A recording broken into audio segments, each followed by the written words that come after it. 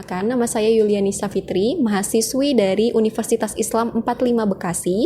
Silabus atau RPP itu kita menentukan apa yang harus kita berikan ke anak, materi apa, bagaimana caranya, bagaimana langkahnya, kemudian indikasi atau indikator yang diharapkan. Kalau saya kebetulan mengajarnya itu bidang komputer bidang komputer, mata pelajaran komputer, pokoknya yang berkaitan dengan komputer apa. Jadi janganlah merawat kambing yang sakit dalam satu kandang atau satu tempat, nanti yang lain akan terbawa.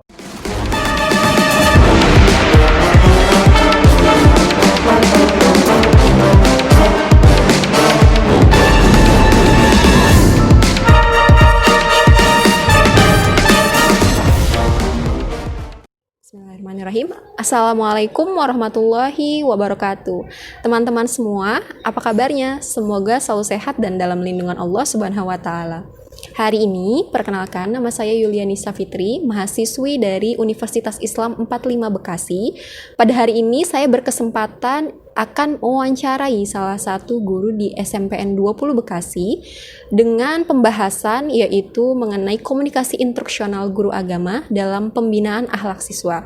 Untuk tahu lebih lanjut seperti apa wawancaranya, simak videonya berikut ini.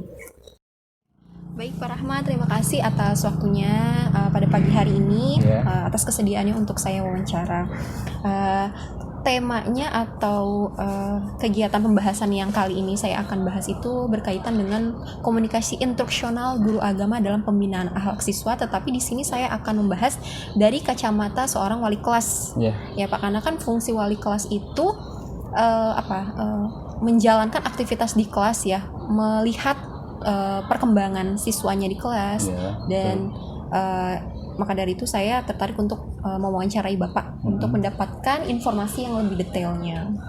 Baik, untuk pertanyaan yang pertama Bapak, kalau misalkan untuk pengajaran ya Pak, mohon maaf sebelumnya Bapak itu mengajar di sekolah itu di bagian studi apa Pak? Kalau saya kebetulan mengajarnya itu bidang komputer teknologi ya Pak. Teknologi. Baik, Bapak kalau misalkan dalam mengajar tentu itu kan ada tata tertib atau aturan bagi guru dalam mengajar. Nah, aturan tersebut otomatis sudah sesuai dengan visi misi sekolah yang atau tujuan yang sekolah ingin capai. Betul. Begitu.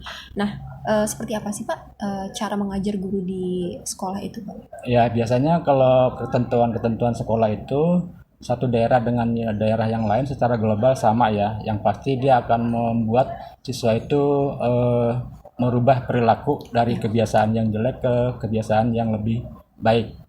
Tetapi kalau dilihat dari sisi per kelas mungkin atau dari sisi kelas itu sendiri dan dilihat dari siswanya itu mungkin berbeda-beda secara individu atau secara kelompok ataupun secara kelas. Jadi kita bisa membedakan tiga hal itu, individu, kelompok kecil dan kelompok kelas. Itu yang lebih khusus. Kalau yang lainnya saya rasa setiap sekolah punya aturan sendiri dan punya ketentuan yang sudah diberlakukan oleh Kementerian Pendidikan.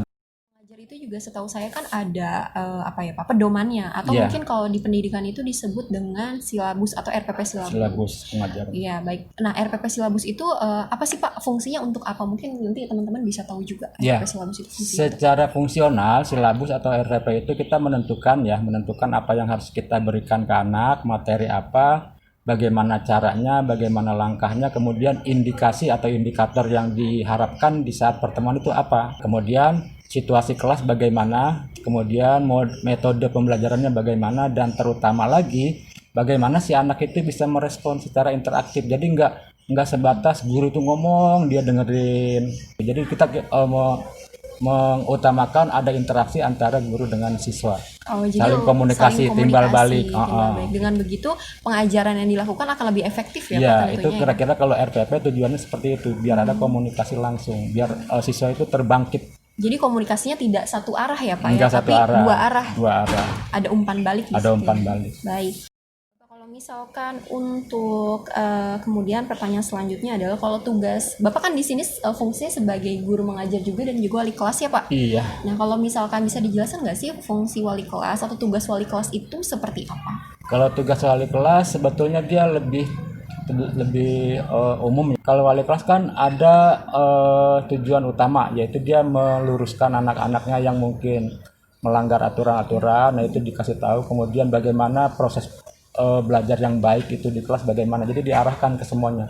Kemudian memberitahukan peraturan-peraturan mana yang harus dijalani, mana yang harus ditinggalkan, agar siswa itu mengerti mana yang baik, mana yang buruk, itu secara umumnya. Nah nanti ditambah lagi dengan rencana-rencana yang berkaitan dengan materi itu. Misalkan kalau materinya tentang misalkan PKN, berarti PKN misalnya tentang kebangkitan nasional, berarti kita menanamkan rasa kebangkitan nasional itu kepada siswa. Jadi karakter itu disesuaikan dengan tema atau judul dari materi. Jadi temanya itu karakter siswa yang kita bentuk itu bertahap sesuai dengan materi atau babnya. Kalau materinya tentang kebangkitan, berarti kita menanamkan kebangkitan nasional. Bagaimana kebangkitan nasional yang harus ditanamkan oleh anak-anak zaman sekarang? Apakah harus sama dengan zaman pahlawan dulu atau tidak? Nah itu yang harus kita pertimbangkan dan kita beritahukan ke anak. Berarti itu berkaitan dengan EPP atau silabus yang tadi sudah Bapak Iya, buat. yang tadi kita tentukan. Karena itu pedoman dalam mengajar ya Pak ya. Dan itu harus berurutan cara mengajarnya. Baik Bapak, kalau misalkan tadi Bapak menyinggung tentang melanggar aturan sekolah, gitu. Nah sebagai wali kelas, apa sih yang Bapak lakukan ketika ada siswa mungkin yang melakukan pelanggaran di sekolah? Tentang mengatasi pelanggaran kelas, kita lihat dulu ya sebatas atau seberat apa pelanggaran yang dilakukan. Kalau cuma sekedar iseng-iseng kecil, ya cukup kita tegur. Nah, jangan seperti itu lagi ya sama temannya. Coba berbuat baik dan akrab sama temannya. Itu contoh kecil. Nah, kalau yang lebih besar, kita udah lebih cenderung penekanannya itu melarang. Kalau tadi kan belum melarang ya, sebatas mengingatkan. Kalau yang kedua kita melarang, jangan seperti ini kamu kepada teman-teman. Misalkan itu lebih tinggi lagi desakan untuk dia berbuatnya. Nah, nanti ada level-level tertentu. Jadi disesuaikan juga dengan level-level kesalahan apa yang sudah mereka perbuat. Kalau udah tinggi, udah levelnya udah kira-kira udah keras, udah ibaratnya ya efeknya itu besar, ya kita tindak dengan tindakan panggil orang tua.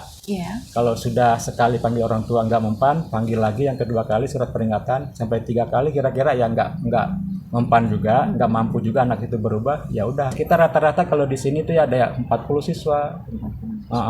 Itu kurang lebih 40 siswa, paling-paling kalau kurang ya 39, 38. Nah kalau kita ngurusin satu, yang lainnya nanti terbengkalai, malah efeknya lebih besar. Jadi janganlah merawat kambingnya rakit dalam satu kandang atau satu tempat, nanti yang lain akan terbawa.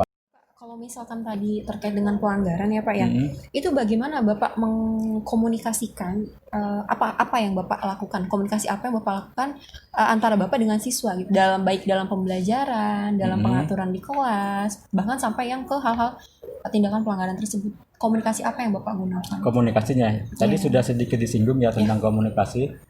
Kalau tadi kan sebatas mengingatkan pertama, yang kedua menegur, yang ketiga ya udah beri SP itu secara komunikasi yang lebih realnya. Tapi kalau dari pendekatan tertentu ya terus kita kontrol, artinya kita jangan merasa si anak yang bersalah itu kita musuhin. Ya kalau dimusuhin mereka justru bukan malah mau berubah, justru mereka itu akan semakin menjauh dari kita, semakin tidak mau menerima apa yang kita sampaikan. Tapi kita mencoba untuk lebih akrab lagi dengan sistem-sistem yang kita mampu, yang kita punya, yang kita sudah tahu trik-triknya. Jadi kesemuanya itu memang harus tahu karakter siswa, bagaimana siswa ini, apakah dia kalau dimarahin dengan nada yang keras akan menerima, atau dia malah jatuh atau malah down. Jadi kita lihat psikologis anak dulu. Berarti Bapak sampai memperhatikan detail seperti itu ke setiap siswa ya Pak? Iya, kita paling tidak ya psikologi secara umumnya, si anak ini gimana sih kalau ditegur, dia nerima atau dia benci atau dia ngelapor ke orang tuanya. Kita lihat dulu sebelum kita bertindak lebih lanjut lagi. Makanya tadi dalam negur itu kita ada 3 tahap kan, yang tadi itu ya. Kita kasih tahu dulu, kita tegur, baru bermain SP. Jadi bertahap, nggak langsung. Di satu kelas itu pun nggak sama, walaupun satu kelas sederajat seusia, tapi daya pemikiran mereka kan untuk menerima informasi atau menerima nasihat itu berbeda-beda. Ada yang nerima, kadang-kadang ya ada yang cuek-cuek aja, kadang-kadang bodo amat, tapi juga ada kadang-kadang terlalu ini apa namanya? Jadi baper. Kayak baper gitu. Bahasa sekarangnya baper. Iya, jadi baper kayak gitu. Jadi kita lihat dulu. Kalau udah baper kan mereka otomatis malas lagi ke sekolah. Gue malas misalnya gini. Iya. Saya malas masuk hari ini soalnya ada pelajaran bapak ini. Jadi lama seminggu, 2 minggu, 3 minggu, tinggal ini malas. Giliran ulangan nggak tahu materi, nol kan ujung-ujungnya. Nah kita juga harus memperhatikan itu. Deketilah dengan prinsip-prinsip yang kita mampu, dengan karakter-karakter yang mereka punya dan seterusnya. Jadi nggak langsung. Jadi harus menyesuaikan si anaknya Iya, juga. kita kan tugasnya memang bukan untuk menjatuhkan anak, tapi kan untuk mengangkat anak. Syukur-syukur berhasil gitu ya. Iya. Baik Bapak. Sebagai walas Pak, tentu kan itu sering ya berkomunikasi dengan siswa gitu. Iya.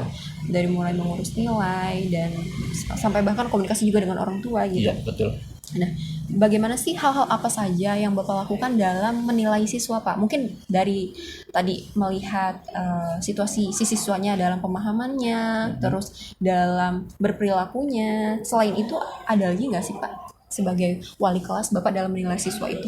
Ada, sebetulnya kita sebagai pekerja di dunia pendidikan itu, apalagi wali kelas ya, itu sangat banyak, sangat kompleks tugasnya, mulai dari yang tadi sudah disebutkan sampai dengan kita harus memanggil orang tua, dan memanggil orang tua itu pun bukan berarti kita hanya sekedar manggil.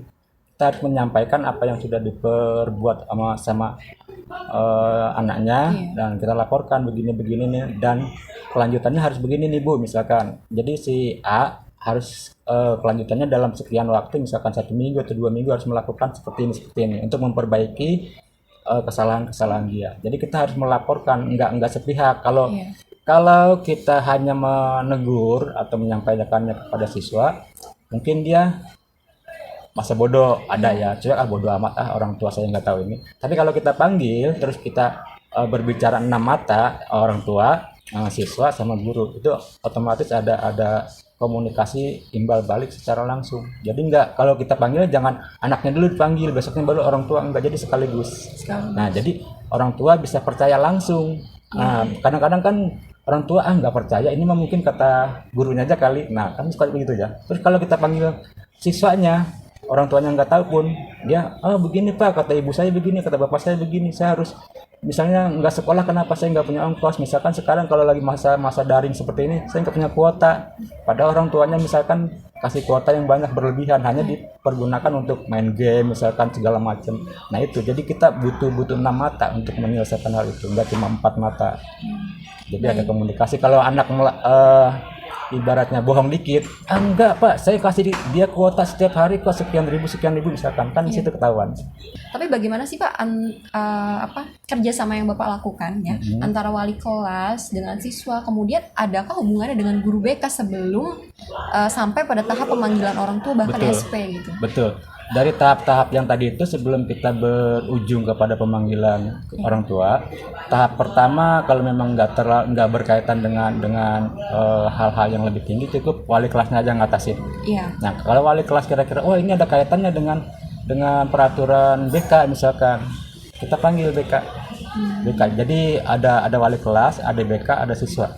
Nah nanti BK-nya misalnya butuh lagi yang berkaitan dengan kesiswaan, kan beda lagi tuh ya, kesiswaan programnya apa, nanti BK programnya. Nah kita kumpulkan di situ, menurut BK wajar nggak nih kesalahan dia, menurut kesiswaan wajar nggak, menurut wali kelas wajar nggak. Nah di situ kita bisa berunding, jadi 8 mata tuh.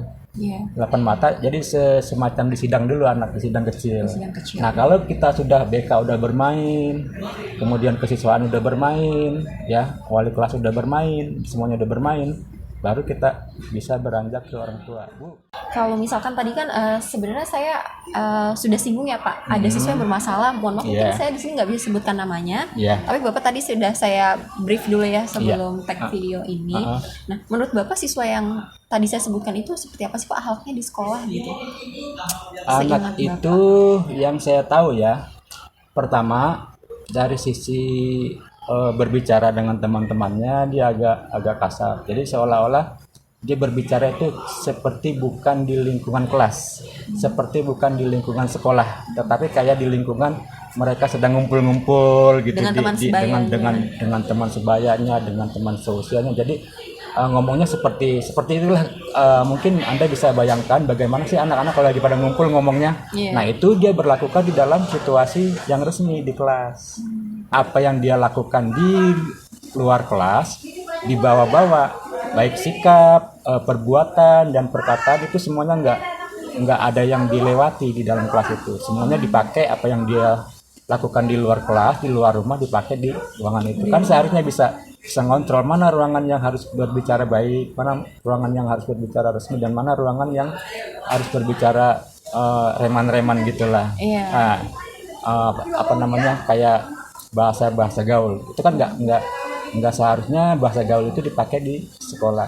Contohnya bahasa kecil aja lah yang sering kita dengar kalau kita dalam satu ruangan atau dalam daring ngomong oke, itu kan nggak pantas.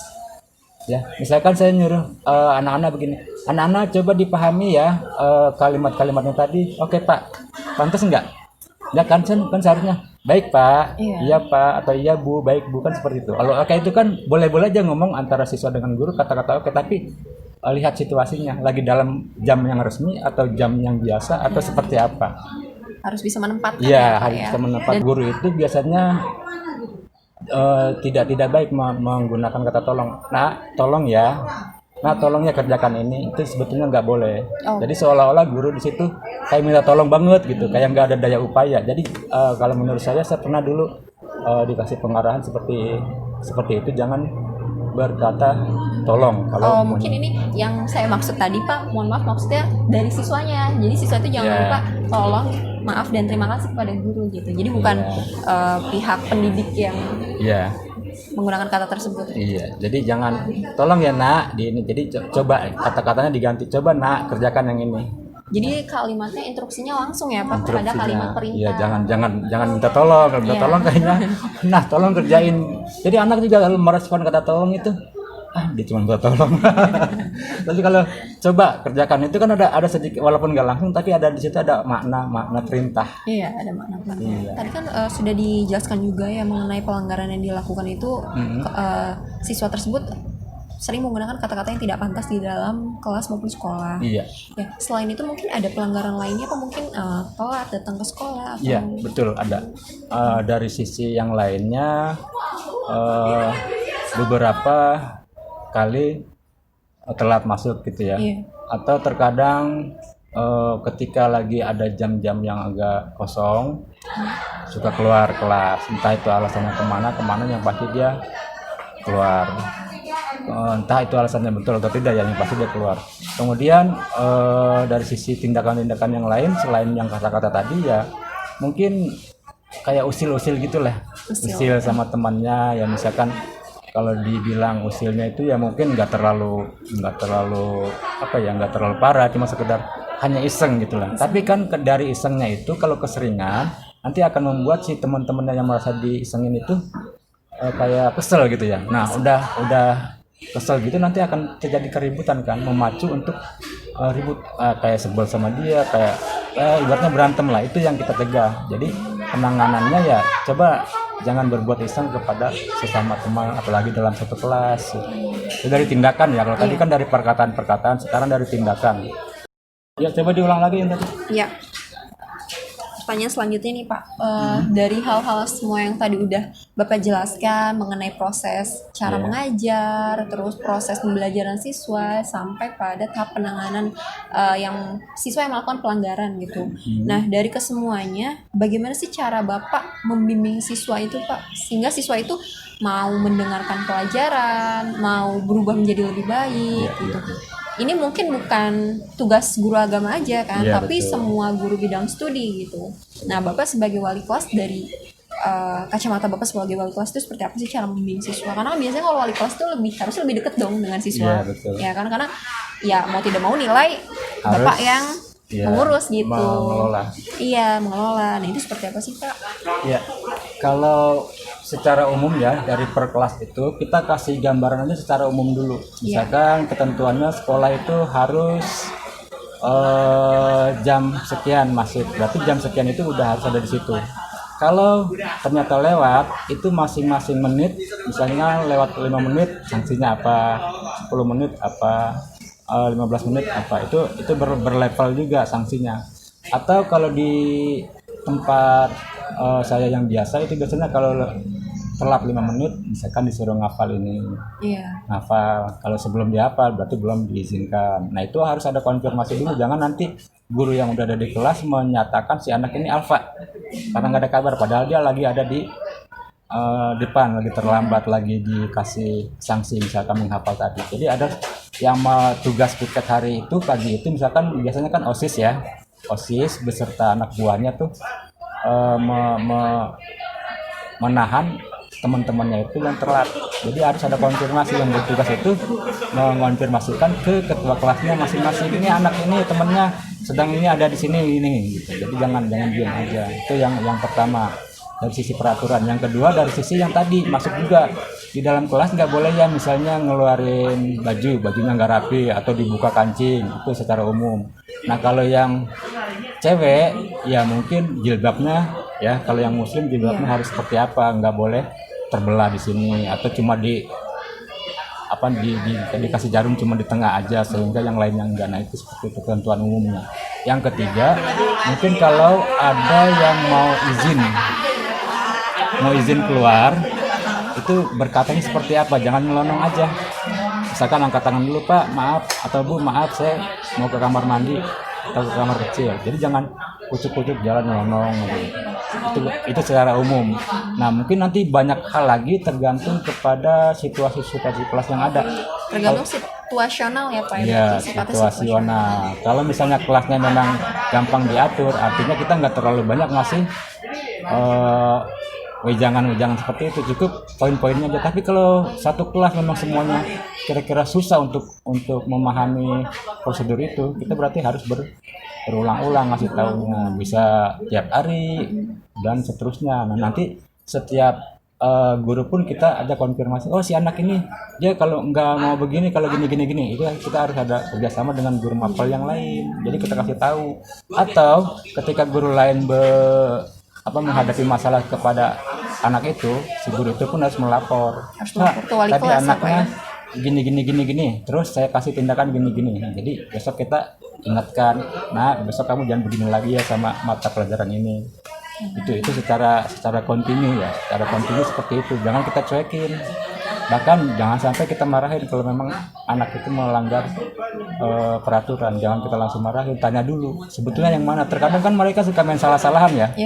Pak ini Pak saya emang enggak Pak, di sini dia Pak. Nah jangan kita tuduh, kita jangan langsung percaya kata dia kamu yang begini, jangan, konfirmasi. Nah itu biasanya dipanggil dua-duanya.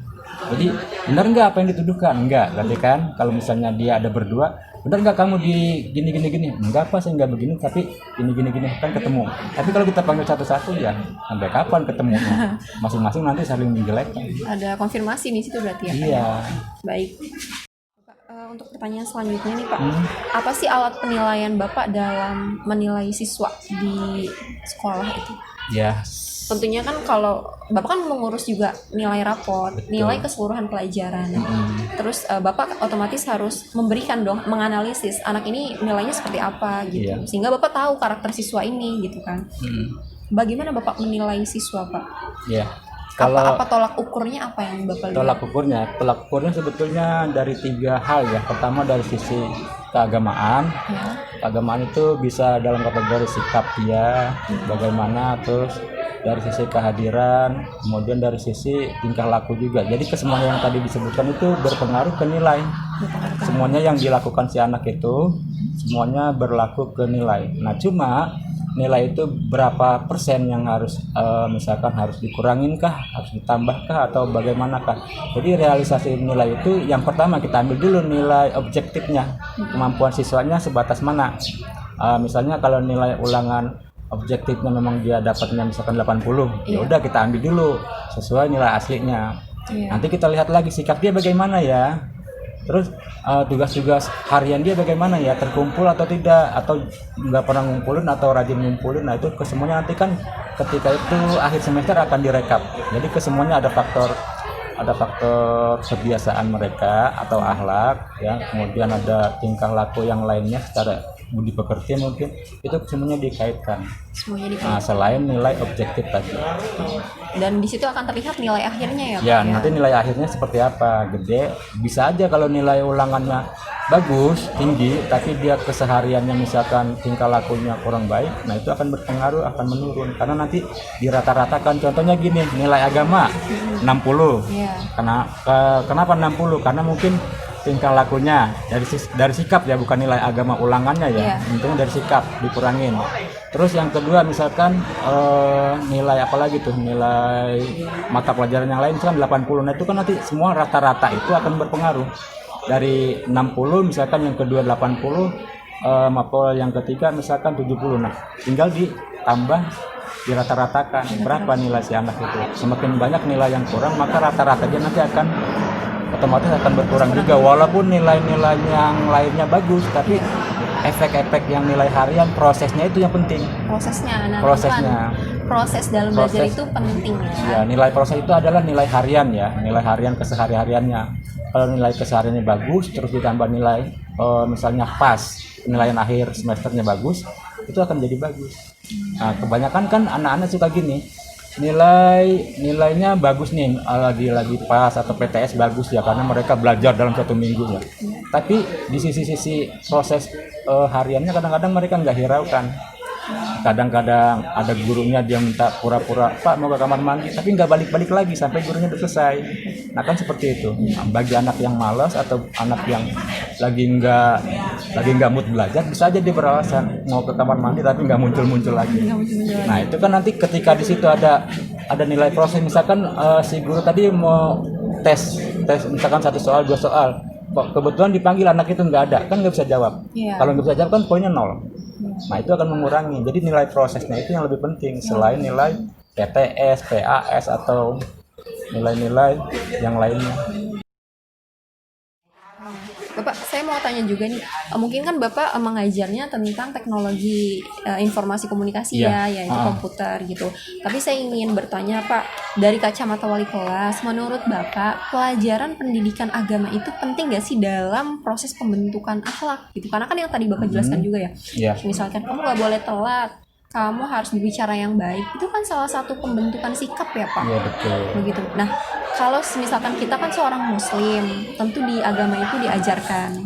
Nah, bagaimana menurut Bapak pentingkah peran guru agama dalam pembentukan akhlak siswa di sekolah menurut kacamata wali kelas ya Pak ya? Baik, kalau dari sisi pembentukan karakter siswa itu kan ada 2 hal ya, paling tidak ada 2 hal yang harus diperhatikan. Pertama dari sisi agama atau yang disebut dengan karakter agama. Terus ada dari sisi sosial, karakter sosial. Jadi dia harus membedakan mana karakter agama, mana karakter sosial. Kalau karakter agama tadi kan misalkan jangan berkata kasar, jangan berkata yang jorok-jorok, jangan suka menghina-hina temannya, itu secara agama ya. Terus kalau sosial ya mungkin cara berhubungan si anak itu dengan yang lainnya seperti apa tingkah lakunya. Jadi antara karakter sosial dengan karakter agama itu sebetulnya ada kaitannya. Kalau ibaratnya gini lah, kalau dari sisi agama sebutan itu akhlak, ya. Tapi kalau dari sisi PKN mungkin sebutan itu adalah budi pekerti. Nah, padahal kan tujuannya sama. Jadi masing-masing karakter itu sebetulnya saling berkaitan. Cuma dari sisi sebutan mungkin berbeda. Jadi kesemuanya itu harus dilakukan. Cuma nanti diklasifikasikan menjadi 2. Karakter sosial sama karakter agama. Ada karakter religius kan, ada karakter sosial. Nah itu pada intinya sama. Dan yang saya ketahui nih teman-teman semua, kalau misalkan pelajaran pendidikan agama itu sekarang namanya PAMB ya Pak. Pelajaran agama dan budi pekerti. Karena jadi memang udah digabung. tadi saling keterkaitan. Iya, saling keterkaitan, udah digabung. Baik Bapak. Kalau misalkan yang Bapak lihat nih, seorang anak berubah Pak, pasti kan Bapak tujuannya mengingatkan, mengajar, itu kan ada perubahan perilaku ataupun pola pikir ya Pak ya. Bapak bisa melihat anak ini berubah, itu tuh dari mana Pak? Apakah Bapak melihat nilai ulangannya dari sehari-hari? Tentu pasti Bapak melihat. Nah, bisa dijelaskan secara detail nggak Pak untuk melihat itu? Ada 3 hal yang bisa kita lihat ya. Pertama kita laporan dari si anaknya. Apakah kamu tanya langsung, apakah kamu masih melakukan hal ini? Nah, jawabnya gimana mereka, si anak itu? Enggak Pak, saya udah nggak melakukan ini lagi. Satu. Ya. Yang kedua, kita tanya orang tuanya, Bu, Pak, apakah si anak ini gini masih gini. Yang dua ya, nanti ibunya jujur atau tidak itu urusan belakangan, yang penting kita ada konfirmasi dulu. Nah, dua. Yang ketiga, kita lihat kenyataannya. Kalau tadi anaknya udah mengaku tidak, ibunya mendukung, tidak melakukan sholat lagi, kita lihat tingkah laku sehari-hari. Ada nggak perubahan dari sisi sikap dia aja, kita bisa bedakan antara yang lalu dengan yang sekarang. Kalau memang ternyata ada perubahan, ya berarti memang dia mau berubah sesuai dengan karakter-karakter yang sudah diterapkan di sekolah itu. Misalkan, oh dia bisa mau melakukan ini, nggak lagi berkata kasar, nggak lagi berkata jelek atau jorok, atau tidak lagi mengeluarkan baju saat jam pelajaran. Itu kita bisa lihat dari 3 hal tadi. Nah, berarti terus, sebagai wali kelas itu memperhatikan sampai sedemikian detail ya Pak ya? Sampai sedemikian. Tapi kalau anak kita yang kita tegur begini berhasil, itu kita cukup melihat perubahan itu udah senang banget. Kita ada kepuasan tersendiri ya Pak? Kayaknya alhamdulillah baik. Dan itu sering terjadi pada diri saya. Sampai mereka yang tadinya ya maaf ini dari sisi orang yang lain, siswa yang lain ya, tapi kasusnya hampir sama. Dia itu pertama malas kalau sekolah dari rumah berangkat sampai di sekolah nggak ada. Itu bukan sehari 2 hari, bisa berminggu-minggu. Setelah diselidiki mereka ternyata ada di suatu tempat yang kira-kira hanya membuang uang. Kira-kira tahu lah gimana tuh ya. Setelah diselidiki, satu guru melaporkan si anak ini nggak pernah masuk di pelajaran saya. Satu. Ada guru lagi, siswa ini nggak pernah ada di pelajaran saya. 2. Nah, terus ada di mana? Kalau kita hubungi dia ternyata nggak ada jawaban, kita langsung ke orang tuanya. Kalau nggak ada orang tua yang nggak ada HP, kita langsung bisa ke rumahnya. Home visit ya? Home visit kayak gitu. Nah terus kalau udah ketemu baru kita bimbing dah tuh. Biasanya mereka yang dari rumah berangkat ke sekolah nggak ada, itu kan biasanya mereka berbohong ya pada orang tuanya, minta ongkos, tapi ongkosnya bukan buat ke sekolah, hanya untuk hura-hura. Nah itu yang kita sayangkan, jangan sampai orang tua udah berkorban kerja keras, itu kita kasihan juga. Jadi kita harus tindak dengan betul-betul dengan cara tadi memanggil, atau kalau tidak dipanggil ya kita datang ke rumah siswa tersebut. Apa masalahnya si anak ini? Kalau udah ketemu kita korek, ya kita kasih aja peraturannya begini. Nah kalau ternyata masih juga ya kita biasanya kan anak suka ada yang ngelawan ya sama orang tuanya, ya kita cobalah dibuat sedemikian rupa agar siswa itu tidak merasa diomelin sama orang tuanya, dimarahin. Tapi kalau si anak maunya begini, coba turutin, tapi jangan selalu turutin. Kemauan dia apa? Ya cuma satu kuncinya, oke, atau baik, kamu boleh gini nih, tapi jangan bohong ya sama mama atau sama bapak. Udah kuncinya itu doang. Kejujuran ya Pak kejujuran. Nah itu karakter kejujuran yang kita tanamkan di situ. Kalau mereka, iya saya mau jujur, berarti kan dia udah nggak bisa. Kalau ditanya, kamu tadi kemana, sekolah nggak? Mikir-mikir kan, enggak mak, sebetulnya tadi saya nggak sekolah, tapi saya kesini jujur kan. Udah cukup dia jujur dulu, walaupun dia melanggar aturan, tapi dia di situ udah menanamkan etikat dia untuk jujur.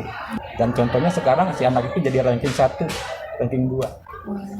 Dari yang tadinya males, nggak pernah masuk di kelas awal ya, di kelas awal deh, pokoknya kelas 1 gitu ya. Kelas 2 mulai ada peningkatan, kelas 3 ranking. Sangat membantu ya motivasi intinya kita percaya aja dulu ke anak itu. Siapa tahu dia hanya kebawa sama temennya, siapa tahu dia hanya diajak-ajak, siapa tahu dia hanya iseng aja, kan kebanyakan seperti itu. Mereka nggak berniat, tapi ketemu teman di jalan, yuk kesini aja kan gitu. Jadi kesalahan siswa itu bukan semata-mata dari kemauan dia.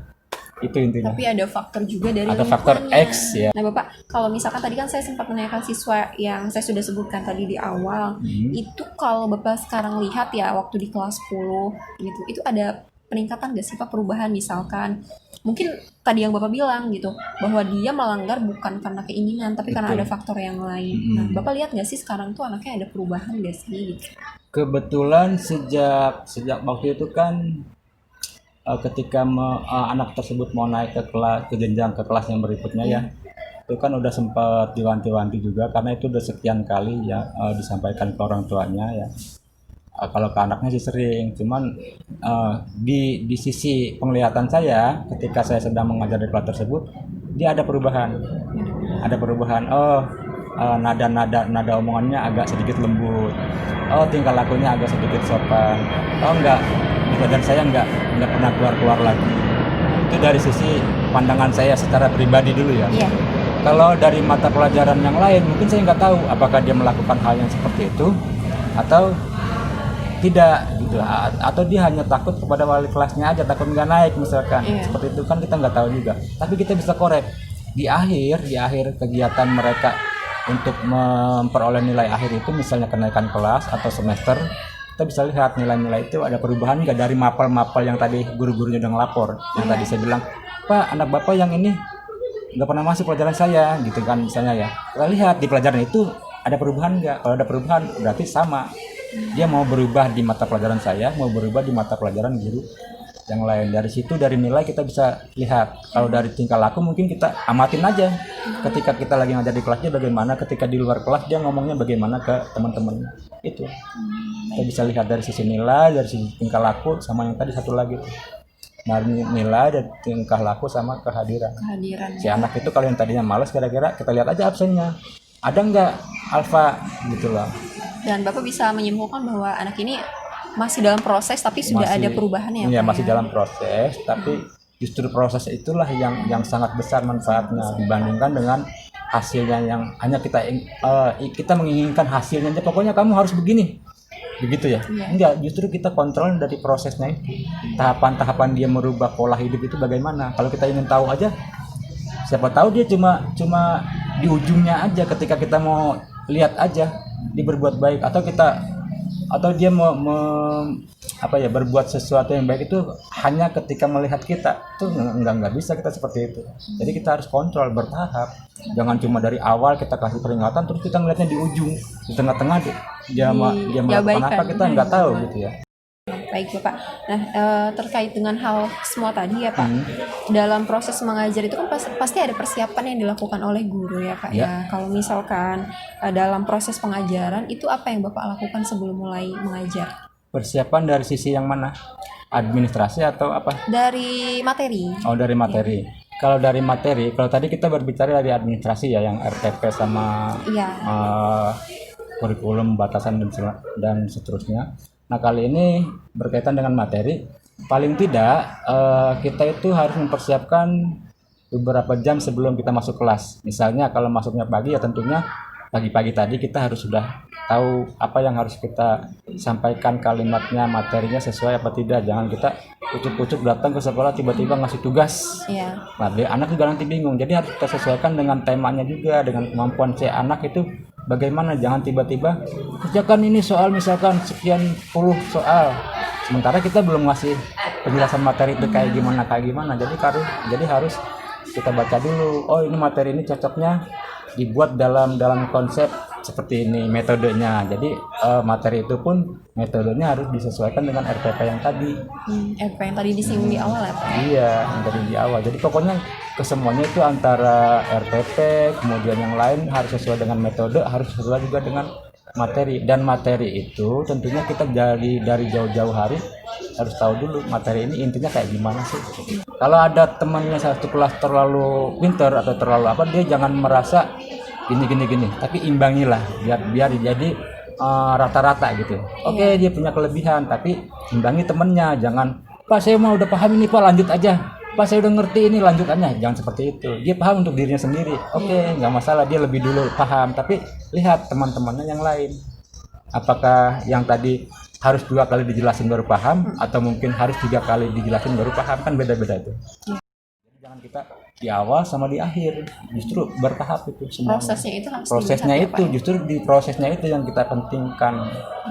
Guru juga harus tidak boleh merasa malas untuk terus mengingatkan ya Pak ya. Iya, tadi kan saya udah bilang kita nggak mengharapkan apa-apa lah ya gitu ya. Cukup apa yang kita sampaikan ke mereka itu ada manfaatnya bagi mereka, terutama ya bagi dirinya sendiri, terus bagi orang tua. Dari hasil wawancara saya, yang paling penting adalah ketika siswa itu melakukan pelanggaran, sebagai guru ya Pak ya, kita harus tahu dulu, kita harus cari tahu dulu kenapa anak itu melakukan pelanggaran. Jangan sampai sebagai guru kita langsung menjudge atau memberikan sanksi yang tidak semestinya gitu. Dan sebagai guru juga selain membimbing dan membina siswa, juga harus sering mengingatkan agar siswa ini mau berubah. Tentu kalau perilaku itu tidak bisa berubah secara langsung ya Pak, tapi iya. berproses, dan proses ini sangat penting dalam pembelajaran di sekolah.